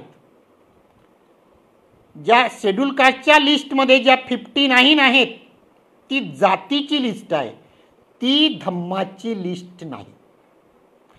बौद्ध जर 60व्या नंबरवर टाकला ती 59 आणि 60वी कदाचित जातीमध्ये त्याची गणना होईल. मग 60वी जात करायची नाही. जात म्हणून तुम्हाला ती सवलत मिळाली नाही तर शेड्यूल कास्ट म्हणून सवलत मिळाली. बघा, जात म्हणून सवलत मिळणे हा भाग वेगळा, पण शेड्यूल कास्ट म्हणून सवलत मिळणे हा भाग वेगळा. लक्षात घ्या, 59 पैकी कोणत्याही जातींनी, मित्रांनो माझ्याकडे अनेक चांभार जातीचे लोक मित्र आहेत माझे, त्यांनी बौद्ध धम्म घेतला. मातंग जातीचे लोक आहेत, त्यांनी बौद्ध धम्म घेतला. 59 पैकी कोणत्याही जातीच्या लोकांनी जर बौद्ध धम्म घेतला तर त्या लोकांना 59 जातीला मिळणाऱ्या सगळ्याच्या सगळ्या सवलती त्या धर्मातील लोकांना मिळतात. याचा अर्थ असा 59 इज इक्वल टू बुद्धिस्ट. म्हणजे बौद्ध धम्म हा एकाच जातीसाठी 59 मधल्या लिमिटेड नाही. जर आपण त्याला 60 मध्ये टाकलं तर तो लिमिटेड होईल. आणि मग कोणत्याही माणसांनी जर बौद्ध धम्म स्वीकारला आणि बौद्ध म्हणून त्याची त्या लिस्टमध्ये नाव आहे, मग एखाद्या माझ्या ब्राह्मण मित्रांनी जर बौद्ध धम्म स्वीकारला आणि त्या लिस्टमध्ये जर बौद्ध धम्म आहे, मग त्या ब्राह्मण मित्राला बौद्ध झाला म्हणून त्याला शेड्यूल कास्टच्या सवलती मिळतील का? Intention of the law maker. एखादी कायदा जेव्हा बनतो, माझ्या विद्वान मित्रांनी लक्षात घ्यावं, कायदा जेव्हा बनतो तेव्हा त्याचे एम्स अँड ऑब्जेक्ट्स बनत असतात. त्या एम्स अँड ऑब्जेक्ट्समध्ये intention of the law maker, कायदा बनवणाऱ्या लोकांचं इंटेन्शन काय होतं, त्यांनी तो कायदा कशासाठी बनवला. तो कायदा याच्यासाठी नाही बनवला का तुम्ही धम्म घेतला, तुम्ही धम्म घेतला म्हणून तुम्हाला सवलती मिळाल्या पाहिजे म्हणून कायदा बनवलेला नाही. तुम्ही धम्म जरी घेतला, लक्षात घ्या, तुम्ही धम्म जरी घेतला परंतु धम्म घेण्याच्या अगोदर तुम्ही एखाद्या पर्टिक्युलर शेड्यूल कास्टचे सभासद होतात, जी शेड्यूल कास्ट शोषित पीडित होती. तुम्ही जर शेड्यूल कास्टचे सदस्य नसाल आणि जर बौद्ध धम्म घेतला तर तुम्हाला शेड्यूल कास्टच्या सवलती मिळणार नाही. आणि म्हणूनच इंटेन्शन ऑफ द लॉ मेकरचं, कायदा बनवणाऱ्यांचं इंटेन्शन काय होतं? तुम्ही धम्म कोणताही घ्या, बुद्धिस्ट घ्या, मुस्लिम घ्या, शीख घ्या, ख्रिश्चन घ्या. इथे तुमच्या माहितीसाठी आणून देतो, इंदिरा साहनीच्या केसमध्ये 9 जजांचं बेंच बनलं. त्यांनी सुद्धा हे स्पष्ट केलं, तुम्ही धम्म कोणताही घ्या. माझ्याकडे इंदिरा साहनीचं जजमेंट आहे, त्यानंतर एक मल्लिका सादिकचं एक जजमेंट आहे. दोनही सुप्रीम कोर्टाचे जजमेंट आहेत. त्यामध्ये स्पष्ट सांगितलेलं आहे की धम्म घेतल्यानंतर तुमचे सामाजिक हक्क कोणी हिरावून घेऊ शकत नाही. हे बाबासाहेब आंबेडकरांना 56 मध्येच माहीत होतं. कोर्टाचं इंटरप्रिटेशन कसं करायचं आणि कोर्टाला हा मुद्दा कसा समजवून द्यायचा, तो मुद्दा आमच्या वकील बांधवांनी इंदिरा साहनीच्या केसमध्ये कोर्टाला समजवून दिला. त्याच्यानंतर दुसरं एक जजमेंट आलं मोहम्मद सादिकचं, त्याच्यामध्ये सुद्धा हा मुद्दा आला की तुम्ही धम्म घेतला म्हणून तुम्हाला सवलत मिळत नाही, तुम्ही बौद्ध आहात म्हणून तुम्हाला सवलत मिळत नाही, बौद्ध आहात म्हणून तुम्हाला फॅसिलिटी मिळत नाही. तर बौद्ध होण्याच्या अगोदर आपण शेड्यूल कास्टचे सभासद होतो. भारतीय संविधानामध्ये सोशल सिस्टम, भारताची सामाजिक, सांस्कृतिक, शैक्षणिक अवस्था आणि व्यवस्था लक्षात घेऊन त्या समाजातील लोकांना त्या प्रकारच्या सवलती बहाल केलेल्या आहेत. आमचे बौद्ध बांधव जर असं म्हणत असतील की आम्हाला बौद्ध म्हणूनच सवलती पाहिजे, मान्य आहे, तुमचं आम्ही स्वागत करतो.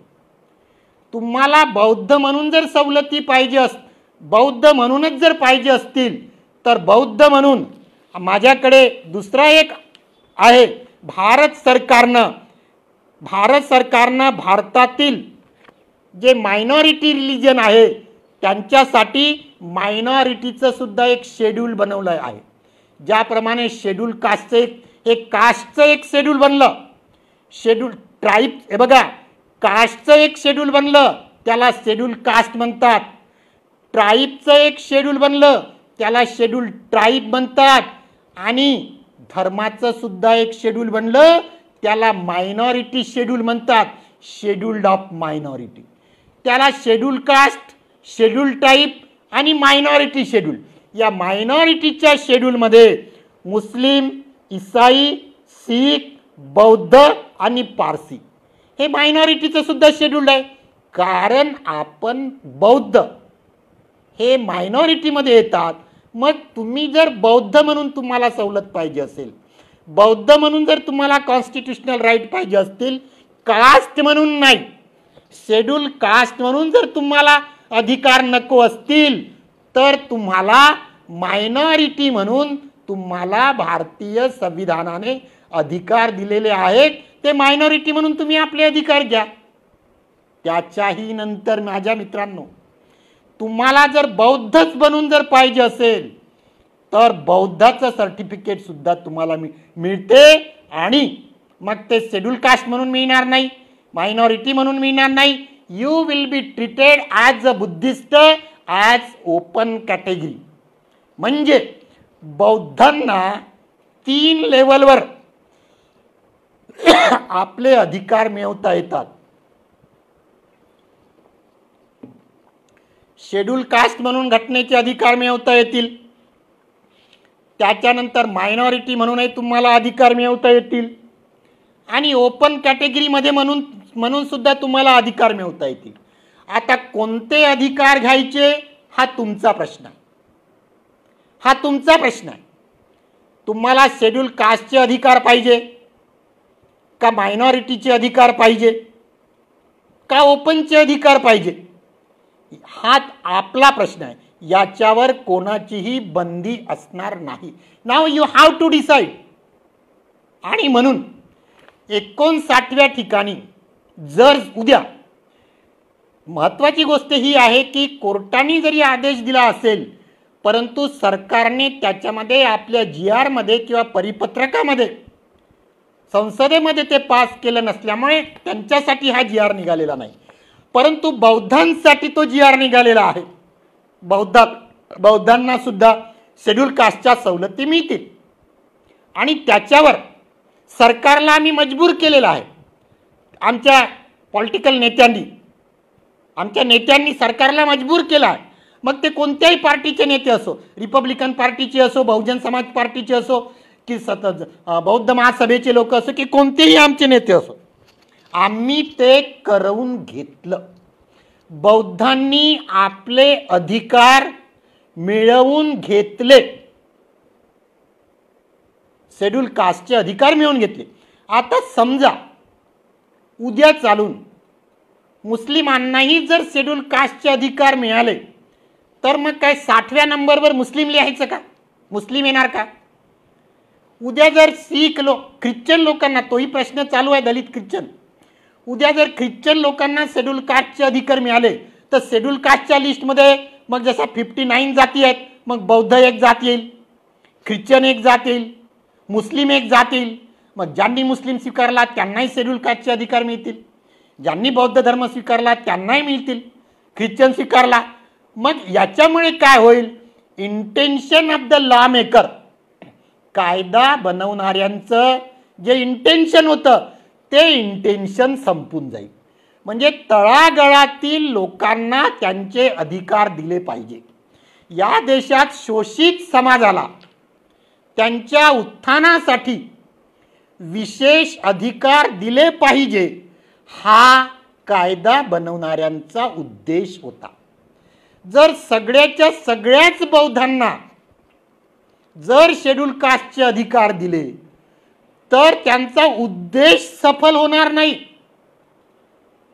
उद्देश सफल होणार नाही. आम्हाला उद्देश सफल करायचा आहे. मग काही प्रश्नच नाही. सगळ्यांना जर द्यायचं असेल तर सगळेच लोक बौद्ध धर्म घेतील आणि म्हणतील आम्हाला शेड्यूल कास्टचे अधिकार द्या. आणि म्हणून माझ्या मित्रांनो, माझं असं म्हणणं आहे की त्या 60 मध्ये बौद्ध धम्माचा स्पेसिफिक उल्लेख करण्याची गरज नाही. कारण 1950च्या ऑर्डरमध्ये ते स्पष्ट लिहिलेलं आहे आणि त्याच्यानंतर अनेक सर्क्युलर आहेत भारत सरकारचे अनेक सर्क्युलर आहेत की त्यांना शेड्यूल कास्टमध्ये समाविष्ट करण्यात यावं आणि त्यांना ते अधिकार देण्यात यावं. कारण ते सगळ्यांसाठी आहेत. All 59 caste. म्हणजे कोणीही जरी बौद्ध धर्म स्वीकारला, म्हणून आपल्याला सगळ्या अनुसूचित जातीच्या लोकांना बौद्ध धर्म स्वीकारण्यासाठी प्रवृत्त करायचं आहे. कारण आपल्याला बौद्धांची लोकसंख्या वाढवायची आहे. आज बौद्ध हे मायनॉरिटीमध्ये आहेत, बौद्धांना आपल्याला मेजॉरिटीमध्ये आणायचं आहे. मग मायनॉरिटीमधून जर बौद्धांना मेजॉरिटीमध्ये आणायचं असेल तर सगळ्या शेड्यूल कास्टच्या लोकांनी बौद्ध धर्म स्वीकारावं आणि बौद्धांना मिळणाऱ्या सगळ्या सवलती आपल्याला मिळतील याची गॅरंटी. मित्रांनो, याच्यानंतर एक प्रश्न नेहमीच आला की आपले जे कास्ट सर्टिफिकेट आपल्याला मिळतात, फार मोठी चर्चा सध्या सुरू आहे. महाराष्ट्रामध्येही चर्चा सुरू आहे आणि पूर्ण भारतामध्ये चर्चा सुरू आहे. कारण या व्हिडिओच्या माध्यमातून मी संपूर्ण भारतापर्यंत पोहोचलेलो आहे. आज हा व्हिडिओ 50 लाख लोकांपर्यंत पोहोचत आहे. मला हा विचार 50 करोड लोकांपर्यंत पोहोचवायचा आहे. म्हणून हा व्हिडिओ तुम्ही प्रत्येकाने शेअर करा आणि भारतातल्या कानाकोपऱ्यामध्ये हा व्हिडिओ पोहोचला पाहिजे. आता मी तुम्हाला एक प्रश्न स्पष्ट करू इच्छितो कास्ट सर्टिफिकेटचा. 1990 मध्ये जेव्हा हा कायदा बनला, भारत सरकारने बनवला आणि महाराष्ट्र सरकारने बनवला, त्यामध्ये 1981 मध्ये मला जे कास्ट सर्टिफिकेट मिळालं माझं स्वतःचं, नवबौद्ध म्हणून मिळालं महाराष्ट्रामध्ये. नवबौद्ध म्हणून सर्टिफिकेट मला मिळालं. परंतु नवबौद्ध म्हणून मिळालं, मला केंद्रामध्ये ते SCच्या सवलती लागू नव्हत्या. 1990 मध्ये जसाही हा कायदा बनला आणि माझ्या लक्षात आलं, अगदी लहानपणापासूनच अनेक चळवळीमध्ये काम करत आहोत, कायद्यामध्येचा अभ्यास करत आहोत, मी स्वस्थ बसत नव्हतो. हा 1990चा कायदा, भारत सरकारचा कायदा आणि महाराष्ट्र सरकारचा कायदा माझ्या हातामध्ये लागला. 90 मध्ये जसाही हा कायदा, हे परिपत्रक माझ्या हातामध्ये लागलं, मी तहसील ऑफिसमध्ये गेलो, ॲप्लिकेशन केली. मला म्हटलं हे माझ्याकडे बौद्धाचं सर्टिफिकेट आहे, मला शेड्यूल कास्टचं सर्टिफिकेट पाहिजे. आमचे तहसीलदार म्हणाले आम्ही देऊ शकत नाही, बौद्ध म्हणे शेड्यूल कास्टमध्ये येत नाही. आमच्या तहसीलदार साहेबांना मी पटकन हा महाराष्ट्र सरकारचा आणि भारत सरकारचा GR दाखवला. तहसीलदार साहेब म्हणाले, तेलंग साहेब तुम्ही तर GR दाखवला, परंतु आमच्यापर्यंत हा GR आला नाही. म्हणे मी आमच्या कलेक्टर ऑफिसमधून किंवा महाराष्ट्र सरकारच्या वरच्या अधिकाऱ्यांकडून हे मी कन्फर्म करतो, तुम्ही मला 2 दिवसाचा वेळ द्या. मग म्हटलं ठीक आहे. 2 दिवसाचा आमच्या तहसीलदार साहेबांना वेळ दिला आणि त्याच्यानंतर गेलो. तहसीलदार साहेब म्हणाले, तेलंग साहेब तुमचं बरोबर आहे, हा भारत सरकारचा आदेश आहे आणि महाराष्ट्र सरकारचाही आदेश आहे, तेव्हा मी तुम्हाला कास्ट सर्टिफिकेट नाकारू शकत नाही. सांगताना मला मित्रांनो अभिमान वाटतो. वर्धा जिल्ह्यामध्ये बौद्धांचं शेड्यूल कास्टचं सर्टिफिकेट काढणारा मी कदाचित, I may be mistaken, I may be corrected, मी पहिला व्यक्ती कदाचित 1991 मध्ये हे बौद्धांचं शेड्यूल कास्टचं सर्टिफिकेट फार नंबर 6 मध्ये मला मिळालं. स्पष्ट याच्यामध्ये बौद्ध लिहिलेलं आहे आणि या दोनही GRचा त्याच्यामध्ये रेफरन्स दिलेला आहे. भारत सरकारच्या GRचा रेफरन्स त्याच्यामध्ये आहे आणि महाराष्ट्र सरकारच्या GRचा रेफरन्स त्याच्यामध्ये आहे आणि त्याच्यामध्ये मला बौद्धांची कास्ट सर्टिफिकेट मिळालेली आहे. आणि या बौद्धांच्या आणि मलाच मिळालेली नाही, मला मिळाल्यानंतर मी माझ्या अनेक मित्रांना, अनेक नातेवाईकांना अशा प्रकारची कास्ट सर्टिफिकेट मिळवून दिली आणि या कास्ट सर्टिफिकेटच्या बेसवर अनेक लोकांना, मला सुद्धा केंद्र सरकारची नोकरी मिळाली.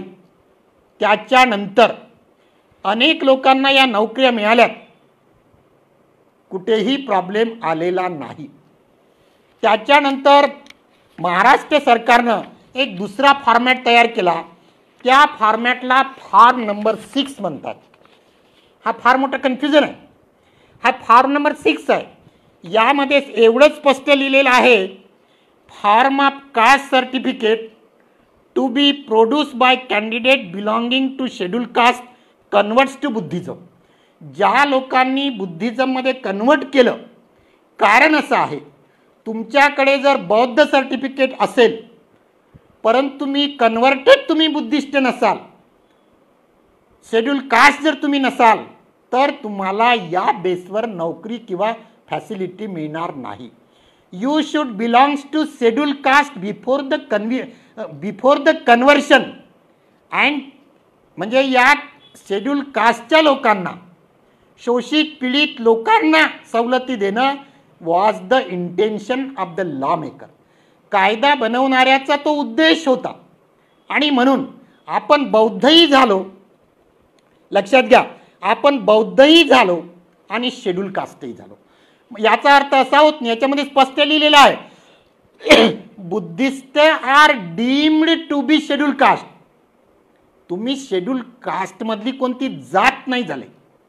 You are not any caste of the schedule caste. लक्षात घ्या, Buddhist is not any particular caste in the scheduled caste, but it is deemed to be scheduled caste, just like the caste mentioned in the list of the scheduled caste. हा मुद्दा आहे. हा मुद्दा आमच्या विद्वानांनी समजून घ्यायला पाहिजे आणि गावागावामध्ये जाऊन विहारामध्ये जाऊन हा मुद्दा आपल्या लोकांना समजावून द्यायला पाहिजे. हा मुद्दा समजावून न दिल्यामुळे हा विचार लोकांपर्यंत गेला नाही आणि म्हणून जरी आपण बौद्ध लिहिलं तरी आपल्याला नोकरी मिळते. तुम्हाला एक गोष्ट सांगतो, हा जे सर्टिफिकेट आहे हे फॉर्म नंबर 7चं किंवा फॉर्म नंबर 6 या सर्टिफिकेटला मी एक कायद्याचा अभ्यासक म्हणून सांगतो, कायद्याचा प्रॅक्टिस करणारा अभिवक्ता म्हणून सांगतो, आतापर्यंत भारतातल्या कोणत्याही कोर्टाने या सर्टिफिकेटला इनव्हॅलिड अयोग्य ठरवलेलं नाही. जर एखाद्या अधिकाऱ्याने या सर्टिफिकेटला जर अयोग्य ठरवलं तर त्या अधिकाऱ्याच्या विरोधात आपल्याला हायकोर्टामध्ये किंवा सुप्रीम कोर्टामध्ये न्याय मागता येतो, दाद मागता येतो. परंतु अशी एकही केस 1990 पासून तर 2020 पर्यंत एकही केस झालेली नाही आणि अनेक लोकांना बौद्धांच्या सर्टिफिकेटवर महाराष्ट्रात तर नोकऱ्या लागल्याच, परंतु केंद्रात सुद्धा नोकऱ्या लागल्या. Provided you have to prove, लक्षात घ्या, you have to prove that you were belongs to schedule caste before conversion of Buddhist. This is the only condition. आणि समजा या कास्टच्या भरोशावर तुम्हाला नोकरी किंवा एखादी सवलत जर नाकारली असेल तर आपण कोर्टासमोर म्हणू शकतो की हे सर्टिफिकेट आम्हाला सरकारनं दिलेलं आहे, हे आम्ही नाही बनवलं. मग सरकारनं दिलेल्या सर्टिफिकेटवर जर समजा बौद्ध लिहिलेलं असेल तर बरंच. हां, काही लोक असं म्हणतात याच्यावर सिरियल नंबर 37 लिहिलेला आहे. आमच्या काही लोकांनी प्रशासनाकडे कंप्लेंट केली होती की आम्ही बौद्ध झालो तर मग आता आम्ही महार कसे. बघा, काही काही गोष्टी तांत्रिकदृष्ट्या आम्हाला स्वीकारावं लागतात, लक्षात घ्या. तांत्रिकदृष्ट्या टेक्निकली आम्हाला स्वीकारावं लागतात. प्रॅक्टिकल वेगळं, टेक्निकल वेगळं आणि इम्प्लिमेंटेशन वेगळं. 3 गोष्टी, टेक्निकली, प्रॅक्टिकली आणि इम्प्लिमेंटेशन अँड फिलॉसॉफी, या 3 गोष्टी अलग अलग असतात मित्रांनो, लक्षात घ्या. फिलॉसॉफिकली तुम्ही बुद्धिस्ट असाल, प्रॅक्टिकली तुम्ही कसे आहात, टेक्निकली काय आहे, टेक्निकली काय आहे, हे सगळेच्या सगळे GR इथे मला पाठवणं शक्य नाही मित्रांनो. तुम्ही त्या वेबसाईटवर जाऊन ते प्राप्त करू शकतात किंवा याच्या नंतर माझ्याशी संपर्क साधू शकता मित्रांनो. आणि हा जो 7 नंबरचा जो आहे तोही सुद्धा त्याच्यावर 37 नंबर लिहिलेला आहे मित्रांनो. महार ही जात 37 नंबरवर आहे. मी या अगोदर तुम्हाला सांगितलं की 50च्या ऑर्डरमध्ये महार ही जात 22व्या नंबरवर होती. Serial number of the subcaste likely to be change after some time. काही काळानुसार जेव्हा समाज व्यवस्थेचं पुनर्मूल्यांकन होत असते तेव्हा जातीचा सिरियल नंबर, कारण त्या अल्फाबेटिकली असतात, अल्फाबेटिकली असल्यामुळं जातीचा सिरियल नंबर कदाचित मागपुढं होऊ शकते. सुरुवातीला केंद्र सरकारने त्याच्यावर त्याचं असं जस्टिफिकेशन दिलं की 1950 मध्ये ही जात 22 नंबरवर होती, आता 37 नंबरवर आहे. उद्या जर याचं पुनर्मूल्यांकन झालं जातीचं तर कदाचित तो सिरियल नंबर 40वा होईल किंवा कमी होईल.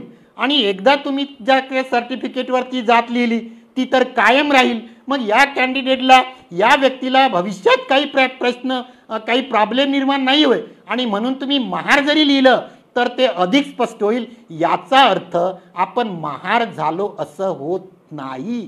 तिथे स्पष्ट लिहिलेलं आहे he was belongs to that particular community before conversion of Buddhist, and now he is converted Buddhist, and as per this GR he is liable to get all the facilities either state government or central government.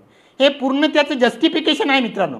आता म्हणून 37 लिहिलं काय, आमचे मित्र म्हणतील 37 लिहिलं ते दाखव बघा आमच्या सर्टिफिकेटवर कुठं महार लिहिलं आहे का, 37 लिहिलं. अरे बाबा 37 लिहिलं काय आणि महार लिहिलं काय. 37चा अर्थच असा होतो की महार. उद्या जर एखाद्या अधिकाऱ्यांनी तुमच्या जातीवर तुम्ही महार होते असं लिहिलेलं नाही असं जर म्हटलं तर त्याला त्या पिरियडची कास्टची लिस्ट तुम्हाला सोबत जोडावं लागेल की त्या लिस्टमध्ये 37व्या नंबरवर महार जात आहे आणि महार जात ही शेड्यूल कास्टमध्ये येत आहे आणि शेड्यूल कास्ट हे बुद्धिस्ट बौद्धांना लागू आहे. असं आपल्याला त्या अधिकाऱ्यासमोर जस्टिफिकेशन द्यावं लागेल, असं आपल्याला कोर्टासमोर जस्टिफिकेशन द्यावं लागेल. कोर्ट एक तर सरकारला डायरेक्शन देईल किंवा त्या अधिकाऱ्याला डायरेक्शन देईल, परंतु तुमच्या नोकरीवर कसलाही बाधा येणार नाही.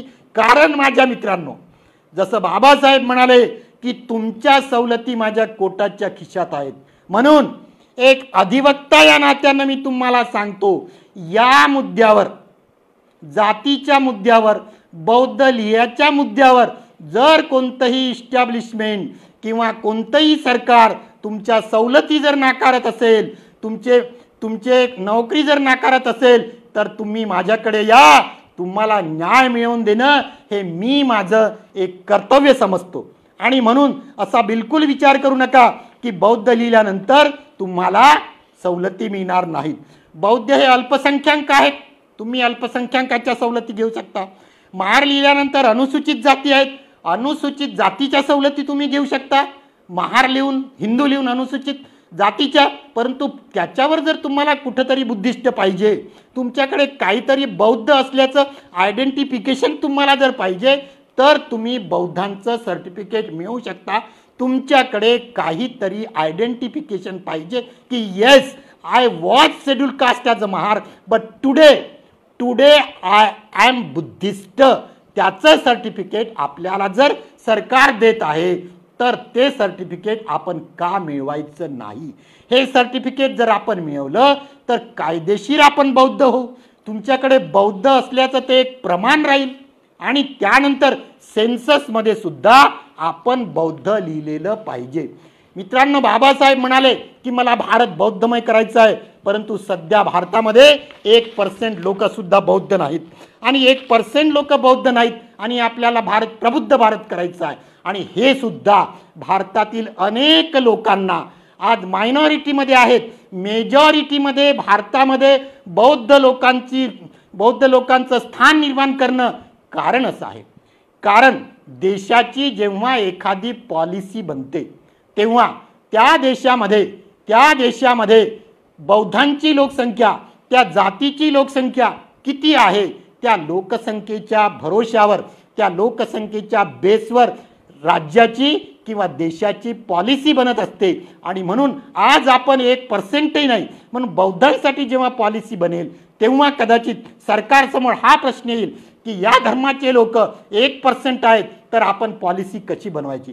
इंटरनॅशनल लेवलवर सुद्धा जर आपण गेलो तर भारतासारख्या ठिकाणी जिथे बुद्धाचा जन्म झाला, जिथे बुद्धाचं उगमस्थान आहे तिथेच बौद्धाची लोकसंख्या 1% आहे, तर भारतासाठी काय करायचं हा आंतरराष्ट्रीय लेवलवर सुद्धा हा प्रश्न येईल. आणि म्हणून भारताची लोकसंख्या सुद्धा आपल्याला वाढवायची आहे आणि आपल्याला प्रबुद्ध भारत करायचं आहे. आणि म्हणून तुम्ही बौद्ध असं लिहिल्यानंतर सुद्धा तुम्हाला जातीच्या सर्वच सवलती असं मिळतील. आणि म्हणून बौद्ध लिहिल्यानंतर तुम्हाला सवलती मिळतील, बौद्ध लिहिल्यानंतर तुमच्या सगळ्या शैक्षणिक सुविधा तुम्हाला भेटतील. आणि म्हणून दुसरा प्रश्न आहे, बौद्ध लिहावे की नवबौद्ध. त्याच्यामध्ये नवबौद्ध शब्दच नाही आहे, त्याच्यामध्ये फक्त यू आर कन्व्हर्टेड बुद्धिस्ट, नवबौद्ध लिहायचं नाही असा महाराष्ट्र सरकारचा सुद्धा आदेश आहे. नवबौद्धाचं सर्टिफिकेट आपण स्वीकारू नये. कन्व्हर्टेड बुद्धिस्ट हे सर्टिफिकेट फॉर नंबर 7 मध्ये उपलब्ध आहे, तेच सर्टिफिकेट आपण लिखायचं. कास्ट सर्टिफिकेट संबंधीचे गैरसमज मी आता पूर्ण दूर केलेले आहेत. आता दुसरं आहे की धर्म बौद्ध आणि जात हिंदू. बघा, हे मान्य आहे, बरोबर आहे. जात हे हिंदू धर्मातील आहे. बौद्ध धर्माला त्या जातीशी निगडीत जोडलेला आहे. याचा अर्थ आपण त्या जातीचे झालो असं होत नाही. Buddhist are deemed to be schedule caste. लक्षात घ्या, डीम्ड टू बी. डीम्ड या शब्दाचा प्रॅक्टिकल आणि टेक्निकल अर्थ लक्षात घ्या. दोन शब्द सांगतो मी. डीम्ड टू बी, जसं काही युनिव्हर्सिटीज असतात आणि काही डीम्ड युनिव्हर्सिटी असतात. मग डीम्ड युनिव्हर्सिटीमधून घेतलेली डिग्री आणि सरकारच्या युनिव्हर्सिटीमधून घेतलेली डिग्री, दोनही डिग्रीचं महत्त्व सारखंच आहे तुमच्या शिक्षणामध्ये. सरकार असं म्हणत नाही का ही डिग्री डीम युनिव्हर्सिटीमधून घेतली, समजलं का, किंवा तुम्ही नागपूर युनिव्हर्सिटीमधून घेतली. दोनही युनिव्हर्सिटीमधून घेतलेली डिग्री एकच असते. आणि म्हणून deemed to be schedule caste, Buddhist are not a schedule caste, any caste of the schedule caste. पुन्हा लक्षात घ्या माझं वाक्य. Buddhist are not the particular caste of the schedule caste, but it is deemed to be a schedule caste. आणि म्हणून धर्म हिंदू धर्मातील तरी जात असल्या, परंतु त्या जातीचा एक संवर्ग तयार झाला. आपण त्या संवर्गात येतो आणि बौद्धांना त्या संवर्गात टाकलेला आहे. आणि म्हणून शाळेच्या टीसीवर सुद्धा तुम्ही बौद्धच लिहा. माझ्या शाळेच्या टीसीवर माझ्या वडिलांनी 1971 मध्येच बौद्ध लिहिलेलं आहे. तुमच्या मुलांना शाळेमध्ये टाकताना बौद्धच लिहा. त्याच्यानंतर आपल्याला भारताची जनगणनेमध्ये येणाऱ्या सेन्ससमध्ये तुम्ही धर्माच्या कॉलममध्ये बौद्ध लिहा आणि जातीच्या कॉलममध्ये शेड्यूल कास्ट लिहा. शेड्यूल कास्ट लिहा आणि धर्माच्या कॉलममध्ये आपण बौद्ध लिहा आणि बौद्धांची लोकसंख्या वाढवा. तुम्ही जेव्हा शेड्यूल सेन्ससचे तुमचे जर लोक येतील, त्यांना पेन्सिलनं लिहायला लावायचं नाही, त्यांना पेननं लिहायला लावा. त्यांनी बौद्ध लिहिल्यानंतरच तुम्ही त्याच्यावर सही करा, अन्यथा त्याच्यावर सिग्नेचर करू नका. इकडे महार लिहून ते हिंदू लिहितील आणि तुमची लोकसंख्या, आपण बौद्धांची लोकसंख्या अर्थात भरपूर आहे. मी असं म्हणत नाही की आपली लोकसंख्या नाही आहे, आपली लोकसंख्या भरपूर आहे, परंतु आपलं त्याचं रिपोर्टिंग झालेलं नाही, त्याचं नोटिफिकेशन झालेलं नाही आणि म्हणून आपली लोकसंख्या कमजोर दिसते आहे. आणि म्हणून सगळ्या जातीच्या लोकांना सांगायचं आहे आपल्याला, तुम्ही बौद्ध धम्म स्वीकारा. आणि जे लोक ऑलरेडी, ज्या लोकांनी बौद्ध धम्म स्वीकारला आणि त्यांच्या मनात ह्या ज्या काही कन्फ्युजन आहेत, तुमच्यासमोर माझं स्वतःचं आज ॲडव्होकेट राहुल तेलंग हे लाईव्ह एक्झाम्पल तुमच्याकडे आहे. आणि तुम्हाला, तुमच्याकडे जर हे सर्टिफिकेट असेल आणि तुम्हाला जर कुठंही नाकारलं असेल, आमच्या एका मित्रांनी सांगितलं की UPSC मध्ये तुमचं कॅन्डिडेटवर नाकारलं, असू द्या ना. अधिकाऱ्यांचं नॉलेजच किती असते, या प्रशासकीय अधिकाऱ्यांचं जेवढं नॉलेज असते तेवढं ते काम करतात. पण एखाद्या प्रशासकीय अधिकाऱ्यांनी जर तुमचं कॅन्डिडेटवर तुम्हाला सवलत नाकारली असेल, त्या अधिकाऱ्याच्या विरोधात तुम्ही हायकोर्टात किंवा सुप्रीम कोर्टात गेलात का, हा माझा तुम्हाला प्रश्न आहे. हा माझा तुम्हाला प्रश्न आहे. तुम्ही तिथपर्यंत जाता. एखाद्या कार्यकर्त्याच्या माध्यमातून, एखाद्या समाजात कार्यकर्त्याच्या माध्यमातून, रस्त्यावर काम करणाऱ्या एखाद्या कार्यकर्त्याच्या माध्यमातून त्या अधिकाऱ्यापर्यंत जाता आणि त्याच्या पुढे जातच नाही. शेवटी आपल्याकडे कायदा आहे, कायद्याचं सुद्धा आपण सहारा घेतला पाहिजे. कायद्याचं न्याय मिळेल की नाही मिळेल तो नंतरचा भाग आहे, त्याचा इश्यू नंतर बघू आपण. परंतु जर आपल्यासाठी कायदा आहे, बाबासाहेब आंबेडकरांनी आपल्याला कायदा, बाबासाहेब आंबेडकरांनी कोर्टाच्या खिशात जर कायदा ठेवलेला आहे, तर त्या कायद्याचं पालन आपण का करू नये. आपण कायद्यापर्यंत जात नाही आणि आपण असं म्हणतो की आम्हाला न्याय मिळत नाही. बाबा, मान्य आहे आपल्याला न्याय मिळत नाही, पण न्याय मिळवून घेण्यासाठी जे काय संविधानिक मार्ग आहेत, निव्वळ रस्त्यावर चिल्लावल्याने, ओरडल्याने, तलवार काढल्याने, असंविधानिक मार्गाचा अवलंब केल्यानेच आपल्याला न्याय मिळेल असं नाही. आपल्याला बाबासाहेब आंबेडकरांनी आपल्याला संविधान दिलं आहे आणि त्या संविधानिक मार्गाचा आपल्याला अवलंब करायचा आहे. आणि आपल्याला या देशामध्ये या महाराष्ट्रामध्ये बौद्धांचं प्रमाण वाढवायचं आहे मित्रांनो. बाबासाहेब मी फक्त सवलती मिळवणे हा तर एक त्याच्यातला भाग आहेच, परंतु बाबासाहेब आंबेडकरांचं जे स्वप्न होतं की भारत बौद्धमय करण्याचं. आमची अनेक भंते जी दीक्षा देतात, अरे हो बाबा, आम्ही अनेक समाजाला वैचारिकदृष्ट्या बौद्ध केलं, त्यांना फार मोठं 2 तासाचं 4 तासाचं धम्माचं प्रशिक्षण दिलं, धार्मिकदृष्ट्या ते तयारही झालेत, परंतु त्यांच्या बौद्ध झालो याची नोंद जर सरकारी दरबारी होत नसेल तर उद्या आम्ही कसं म्हणायचं की महाराष्ट्रात इतके बौद्ध आहेत, भारतामध्ये इतके बौद्ध आहेत. कॉलर टाईट करून आम्हाला सांगता आलं पाहिजे, भारतामध्ये 10%, 15%, 25% बौद्ध आहेत. आणि भारतातलं बौद्धांचं प्रमाण विचारानं वाढवणं, आपल्या आचारानं वाढवणं, तत्वज्ञानानं वाढवणं हे तर पाहिजेच. त्याच्यासाठी अनेक आपल्या धार्मिक संघटना तर काम करतच आहेत, परंतु सामाजिक लेवलवर, राजकीय लेवलवर हे सुद्धा काम आपण करून घेतलं पाहिजे.